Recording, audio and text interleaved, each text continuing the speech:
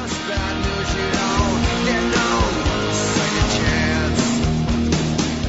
right, y'all, welcome back to the show. It's Anti-War Radio on Chaos 95.9 in Austin, Texas. We're also streaming live worldwide on the internet at chaosradioaustin.org and at antiwar.com/radio. I'm happy to welcome back to the show my friend Bill Kelsey. He's a libertarian activist from Austin and is a relief pilot for, I guess we'll leave it unnamed, an international non-governmental organization. And as a relief pilot, he goes on adventures all over the old world and knows all kinds of different languages and different people and interesting things. And so it's always my pleasure to catch back up with what's been going on. Welcome back to the show, Bill. How are you? Oh, I'm real good, real good. Great to be back in Austin. Well, I wish I was there. Give me a couple weeks. All right. And maybe you'll be gone again by then. I will. Well, that's too bad. But anyway, I'm glad we get to talk on the show. And I'm glad I'm going to get to go back to Austin soon. Anyway, that's besides the point. So where have you been? Well, most recently, I've been working in Algeria, and I'm not actually with the same relief and development and humanitarian aid company that I was with. I'm flying around the Sahara these days with doing nothing more than fly workers between oil rigs and oil refineries. But previous to that, I had about an 11-year career flying in war zones in Sudan and Chad and Congo, and took several trips to Afghanistan, and that's what's on my mind right now. Mm-hmm. Well, and you grew up in Jordan, right? Yeah. Until what age? I was there till I was 15, and then I went back quite often. I've worked as an adult in the Middle East, in Bahrain and in Yemen and in Jordan itself for brief periods. And so I stay in close touch with what's going on in the Middle East. Okay, now, at what point did you first begin going into Afghanistan? You were flying in, what, food aid and stuff?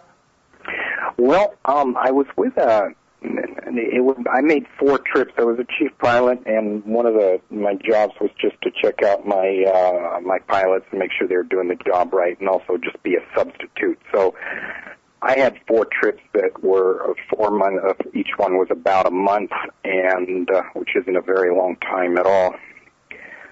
And this is when, like in 2001? 2006 and 2007. Oh, I see. So what did you learn there? What do you know? What do you think when you look at the newspaper saying that we're doubling down? We're going to win that war after all. Well, I think some people are in for a disappointment, and it could be the ungluing of the present administration and the terrible bankrupting of lots of people around the world. Of course, others will be made rich profiteering off the war. It could really suck the lifeblood out of the United States. It could go on for a long time. And I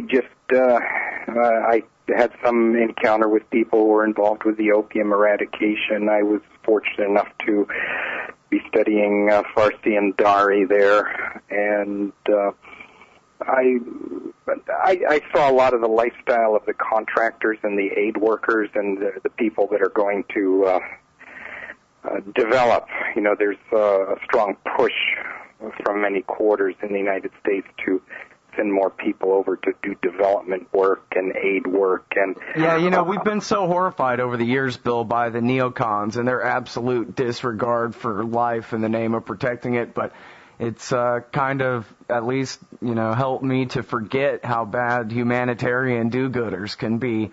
They can be really just as dangerous, huh? Unfortunately, yes. I mean, people mean to do well, and then they go out and start messing with things that they don't understand, and set off all sorts of unanticipated consequences. I mean, even just within the development field itself, I compiled a list of about 10 things. For example, once in Sudan, there was an NGO that heard that there were slaves still available in remote parts of the country, and they thought, well, what better thing to do than to buy freedom for these slaves? And they set up an organization to do that, and the net result was to revive the slave trade. Nice. And a lot of them were swindlers, people who did this, gathered up street people. Well, and it does seem, doesn't it, that, Peace Corps types generally know nothing about economics. So I read something not too long ago about one of these countries in Africa where they said, oh, what you people need is a bunch of vegetable oil. And, of course, this is just a favor for a politically connected vegetable oil company here in America. Archer Daniels Midland or something gets to sell off some of their excess to the government and keep their prices high. And then all they do is completely destroy the local market for these kinds of things and bankrupt people who are actually already in the vegetable oil business. Thank you very much.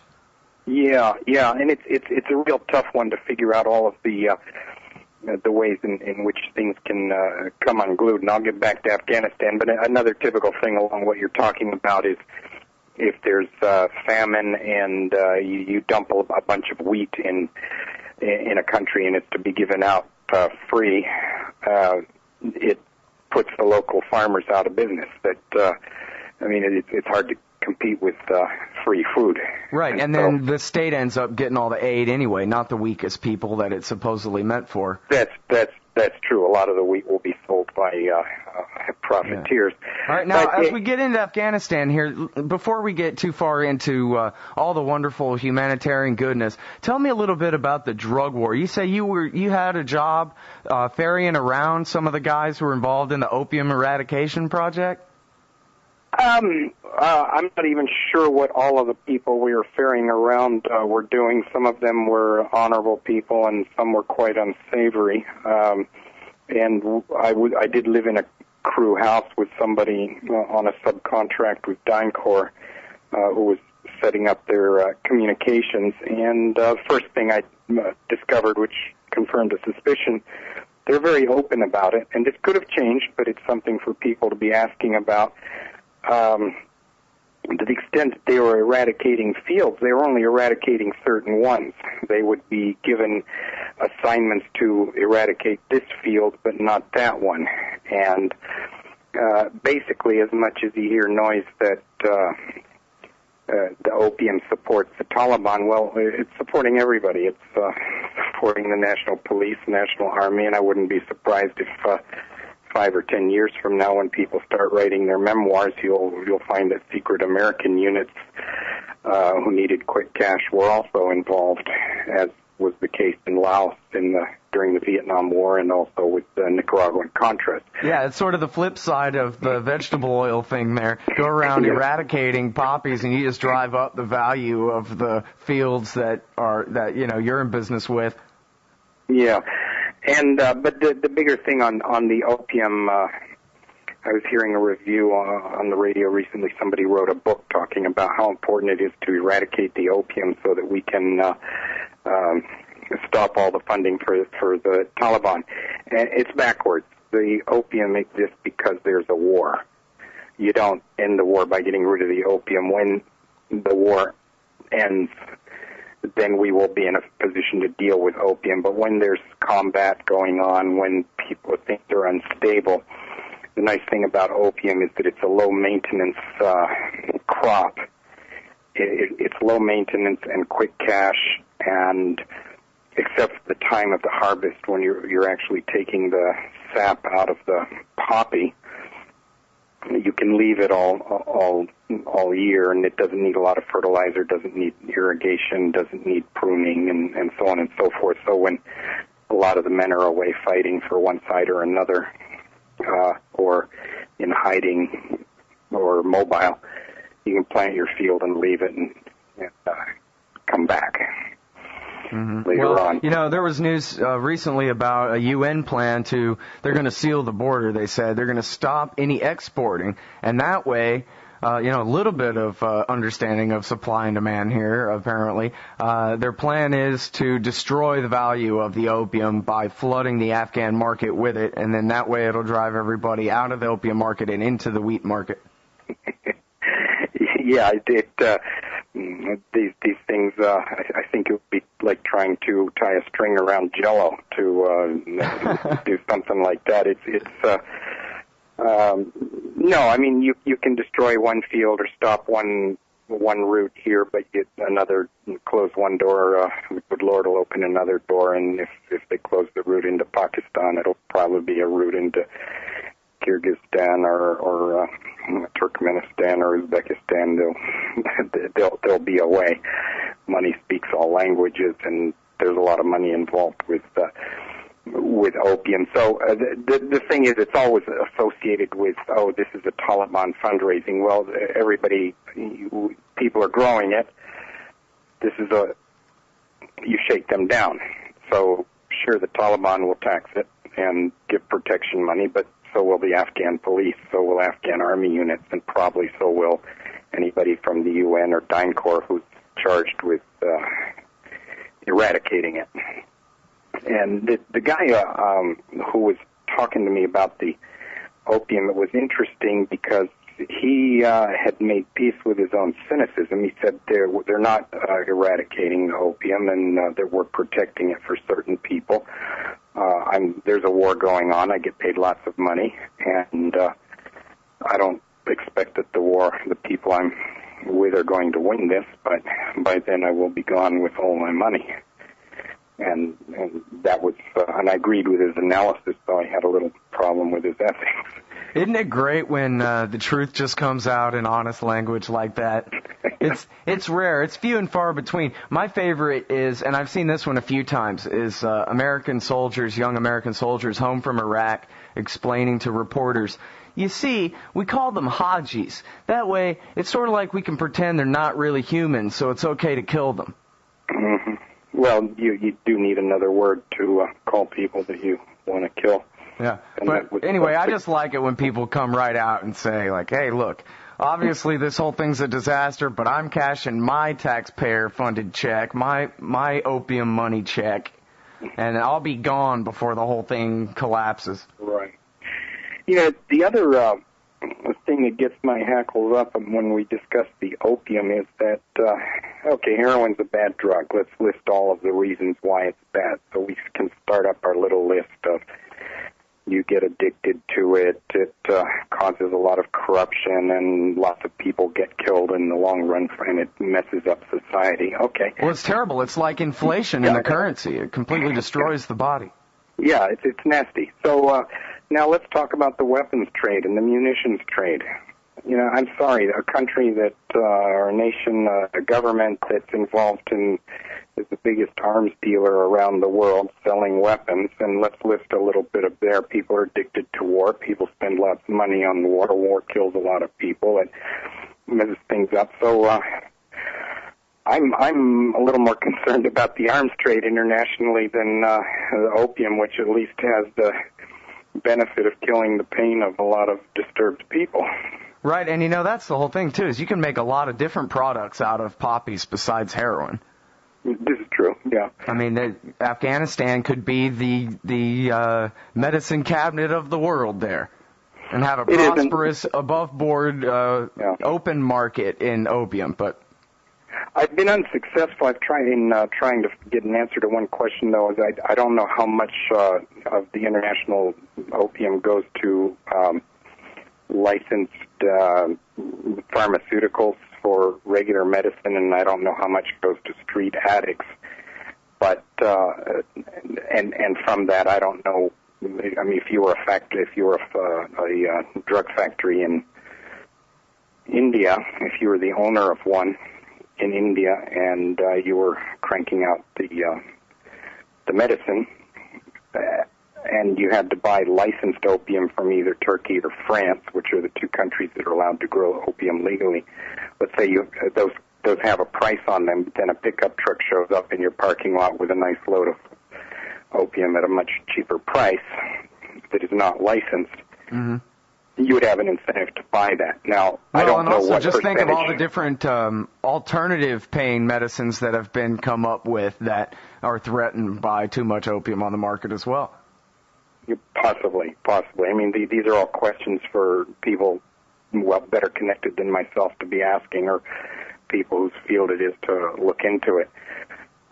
There's always the police employee unions and all kinds of things to take into account. Yeah. But anyway, the main point I'd get across is that the huge opium harvest is a consequence of the war. The war is not a consequence of the opium. And for people to think they'll end the war by ending opium, that's not going to work. Mm-hmm. Well, now, there's also been news recently that, one story was just the Army, just the funding for the Army, or the size of the Afghan Army that's been created is, 15 times the gross national product of Afghanistan, never mind, whatever other parts of the government they've created. The U.S. is attempting to establish a state there that only the U.S. can continue to fund and keep in existence. That is just couldn't possibly be sustainable by the efforts of the people of Afghanistan themselves. That I would tend to agree. I don't believe there's any oil that's been found in Afghanistan, and the economy is very subsistence even without the war. It's one of the poorest countries in the world. I've flown all over it, looking down at it from the sky. I'm quite familiar with the geography, at least in that regard, and it's pretty barren.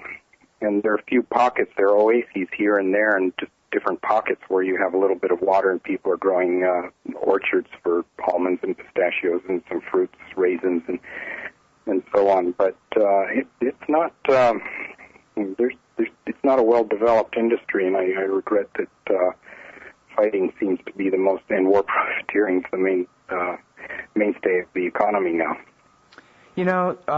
Naomi Klein has that book, The Shock Doctrine, about how the Republicans wanted to destroy Iraq, basically raise the whole damn country to the ground, so that then it'd be like a new frontier, and they could build up the entire industry from the bottom up and make all the money kind of thing, and all the government contracts, welfare for rich Republican corporations, that kind of thing.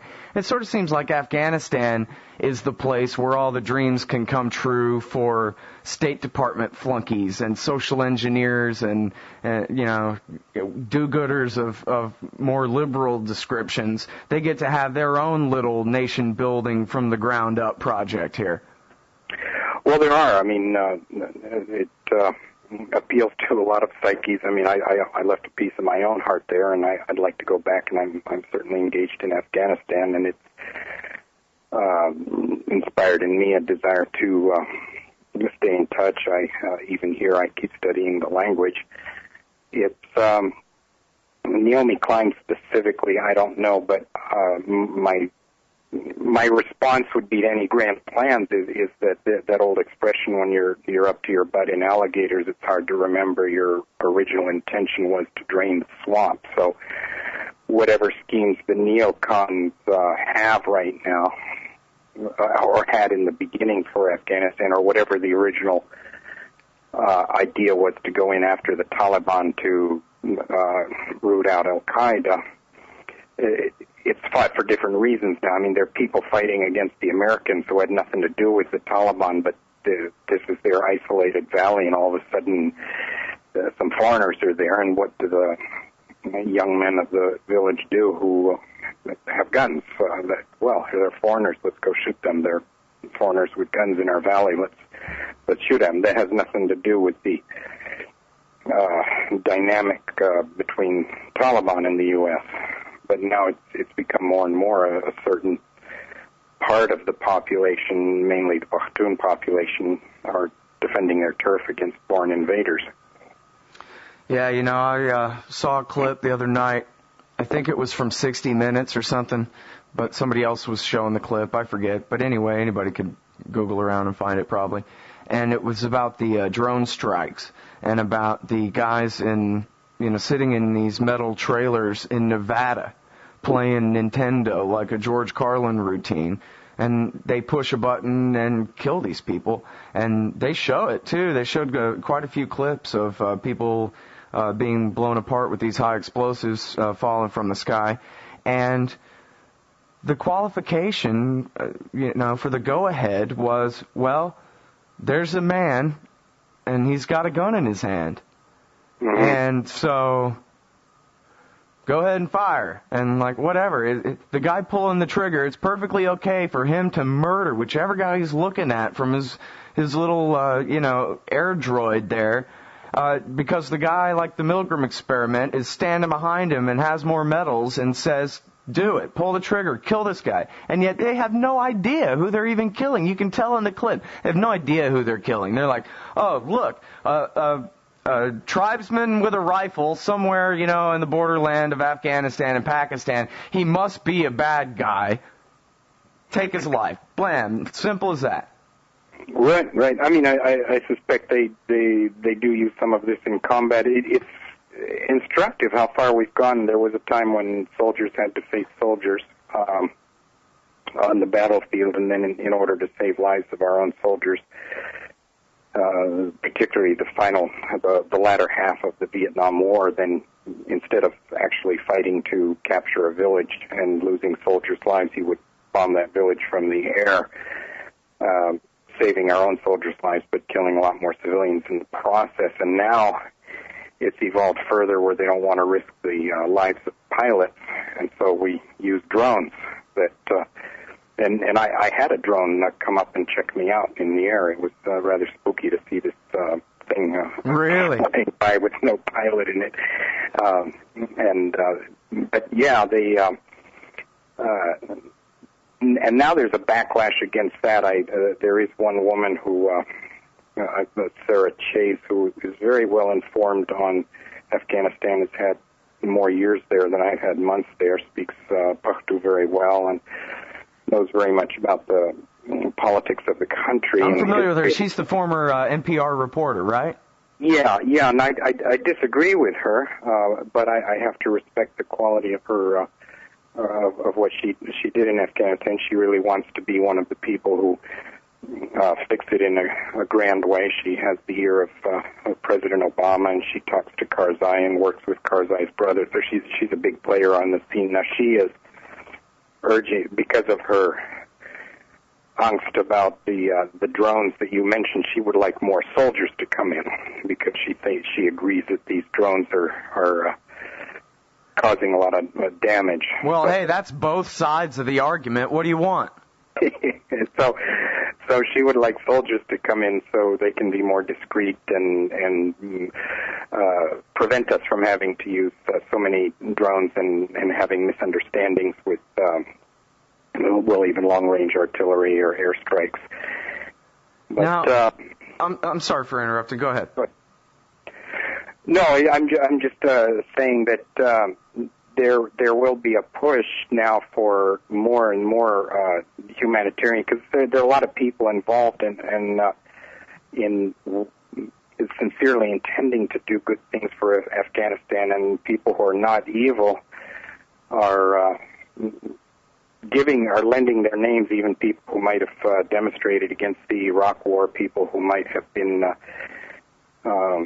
traditionally anti-war folks and social liberals and so on. They feel that they're really doing a good thing in Afghanistan if we can do some social engineering backed up with a few bombs and guns and change the society for a better, and meanwhile send in lots of humanitarian aid. And that was something. Well, Bill, you can see why the frame of the narrative of the Afghan war is so powerful, because obviously, I mean, I don't think anybody really would argue that the Taliban were some pretty medieval characters. They might have brought more peace and security to the country than anybody had in a while or whatever, but they'd throw a woman down a well if she, broke their moral codes and whatever, too. They're pretty backward society that Western values, I guess in the 1990s they were trying to do business with them, whatever, but anyway, you can see why the liberal social engineer types are saying, well, listen, the people that we've got in power are far more educated, and they're more interested in the rights of women. I don't know if that's really true, but that's at least the claim that these, little boys can fly kites again, and people can go to the movies again, and UN employees can get all the coke and whores they want in Kabul, and it's great. It's becoming a free society, and that if we abandon the good westernized people we put in power there, then the terrible medieval people will come and take back over again, Al-Qaeda notwithstanding. There is that fear, and it's a very powerful argument. Now, what I would say myself is that, on social engineering, if you look at the changes that have happened in the United States or just in the West in the last 50 years in terms of women's status and in men and women trying to figure out what each other want and what legal rights are and what etiquette should be and what the woman's duties in the house should or shouldn't be and the man's duties. I mean, we're working on these in our own society. It's complex. It's not easy, and it's something that gets transformed over many decades. To drop bombs, I mean, let's say women were not pleased here in the States with the way they're getting treated by men. To have foreigners blow the village up isn't exactly the most sophisticated way to change people's attitudes. And so what I see happening is, even though there have been advances for women's emancipation in the big cities or wherever there is a Kabul government control or warlord control in places like Herat or Mazar-e-Sharif, when the United States goes there or leaves eventually, there could be a backlash. I mean, if women are given their emancipation on the backs of American tanks, when those American tanks leave, it could be worse for them than before. I think my own analysis is it would be much better for slow, gradual, evolutionary transformation. Give scholarships to Afghan women and men, but engage them with the world, not be engaged in combat with them. So what you're saying really is the means are making the, proclaimed ends impossible.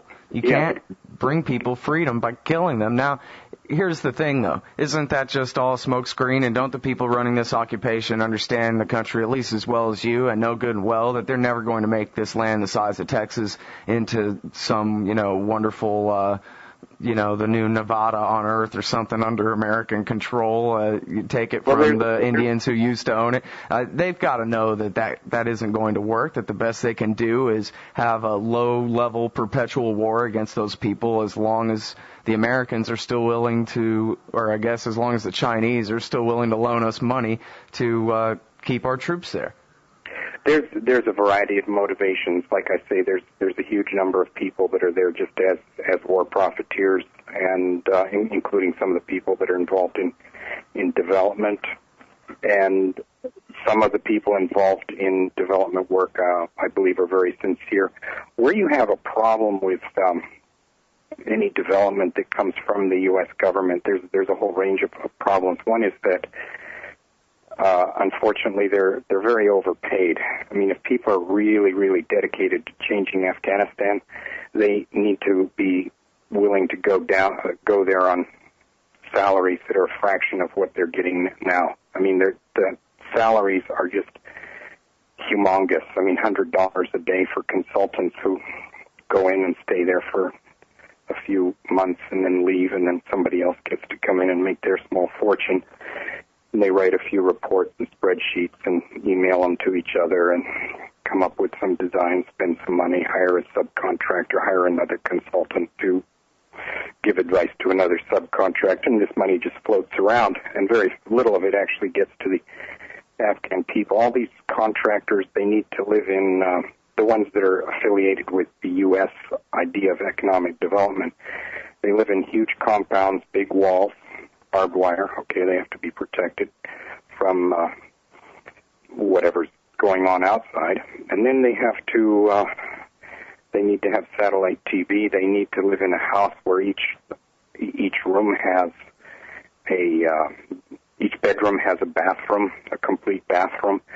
And is just high luxury. And you don't have to be a Marxist or anything to say, wait a minute, there's a problem with impoverished people having to work with overpaid Americans. The water, for example, the Americans, they get water flown in, bottled water, and the price of one of these things of water is more than the average Afghan earns in a day or two.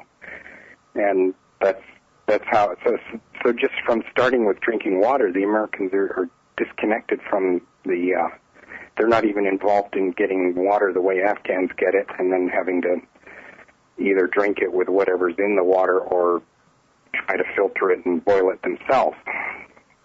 And what else? If they go so out it's in the field, basically like the British in India.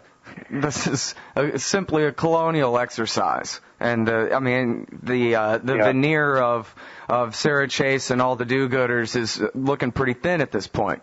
Sounds like. No, somebody like Sarah Chase, I would say she is in the category of people that actually move around and live close to the people and so on. But but that amounts to a facade for the whole operation, is what I'm saying. Yeah. The majority are people who live in these compounds who get paid lots of money, and then when they go out on any of their work, they have to go in armored cars. They have to have protection. They are surrounded by various mercenaries who panic if they get stuck in a traffic jam or something, and generally act obnoxious with the locals if other cars get too close and start flashing their lights and pointing rifles and so on at any cars that get too close. So it's not a situation that lends itself to easy work. It's not, and like I say, they leave. I mean, if you want the people who are going to transform the society, there's one fellow who wrote a book, 3 Cups of Tea, and he's been building schools around the Pakistan, some wild areas of Pakistan, and is part of a movement that's not dependent on U.S. government aid. And there are people from other countries who go in, and the aid should be engaging with the Taliban. Too often it's couched in the phrase of let's do this so that we can defeat the Taliban, let's set up a school so that we can defeat the Taliban, let's drill a well so that we can undermine whenever you talk like that, you're setting yourself up as a target when you're saying that your aid and your development is just part of the war effort so that we can outwit them. The people who are really doing good work are the ones, say, Doctors Without Borders was doing good work there. They would just treat everybody, and they would engage with the Taliban in a positive way and give, I shouldn't say with the Taliban, but with people in villages that are suspicious or hostile to the foreign invaders. They would work with them. They would do it, and it wouldn't be necessarily trying to outwit the Taliban. It would be a more neutral, genuine thing. But they wouldn't come in there surrounded by American helicopters, and they wouldn't call in American helicopters anytime they felt threatened, and the village wouldn't get blown up if one of them got shot. And now, I guess my final question for you is, what do you see for the future of this occupation? I mean, Barack Obama sending, I guess, 30,000 more troops there. They've obviously got the Pakistani army fighting in the northwestern territories there in Waziristan and the federally administered tribal areas and all that.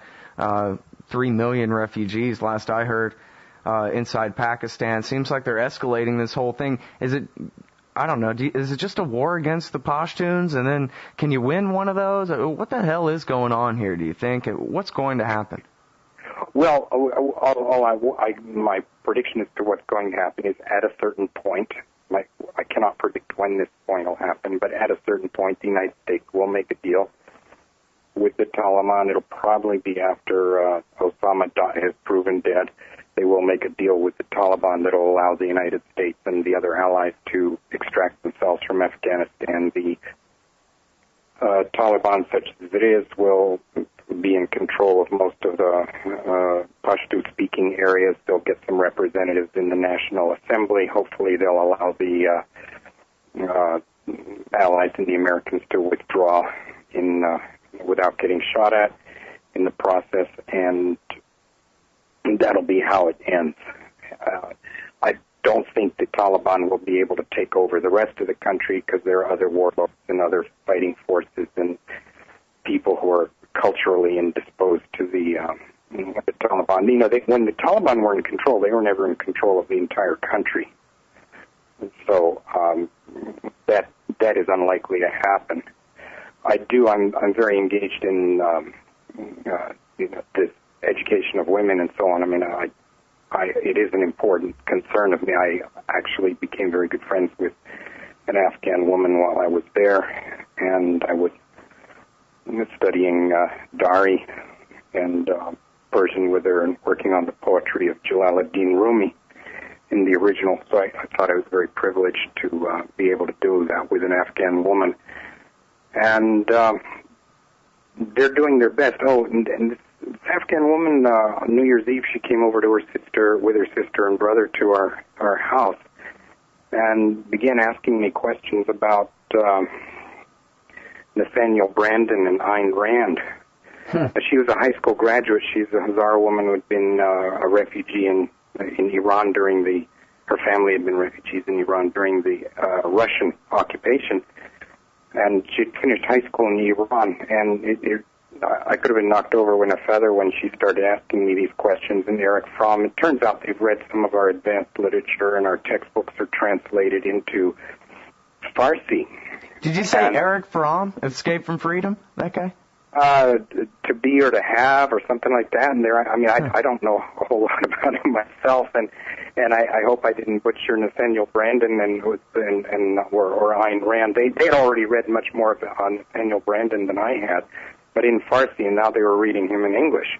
And they wanted my opinion, and they were asking me about who the objectivists and the libertarians were, and I thought to myself, do Americans have any idea that our literature is translated into Farsi and that there are women in Afghanistan that read it?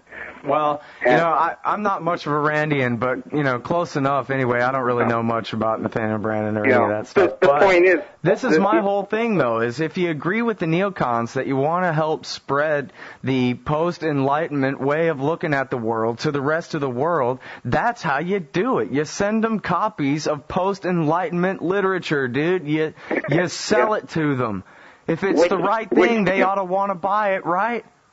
Yeah, which, by the way, that's a very important point you just brought up. Now, a lot of the U.S. aid organizations are involved.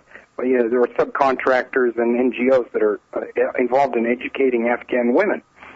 Now, they have to buy textbooks. Dari is the main language in Afghanistan, which is a dialect, a variation of Farsi. So anybody who knows Farsi, the language of Iran, would be able to function in Afghanistan. And people in Afghanistan, when they study, quite often they're using textbooks that are printed in Iran. Now, in order to educate the women and give them advanced studies, they need textbooks in Dari or Farsi. But because of the U.S. boycott against Iran, we cannot use these textbooks. If you're working for an NGO that receives U.S. government money, you can't spend any of that money on the textbooks. Bill, you just have to learn how to put first things first. I mean, here the United States is backing Khalid Sheikh Mohammed's old terrorist group, Jandala, against Iran. The textbooks for women and whatever. That was just for Laura Bush's press conference anyway. That never meant anything. Yeah, I think it was one of these unintended consequences. When you're trying to do good and change the world, there's these things that you didn't think about, like your boycott against Iran would prevent you from spending money on textbooks for Afghan women. Yep. All right, well, listen, I really appreciate you coming back on the show, Bill. I hope we can do it again. Where are you headed next? I didn't even get to ask you about Algeria and all these places, which I want to know about. We'll have to do that sometime soon. All right, that's where I'm going. Okay, well, let me know when you're back. Okay, you take care. All right, fly safe. Sure. All right, everybody, that's my friend Bill Kelsey, libertarian activist from Austin, Texas, and international relief pilot, and among other things.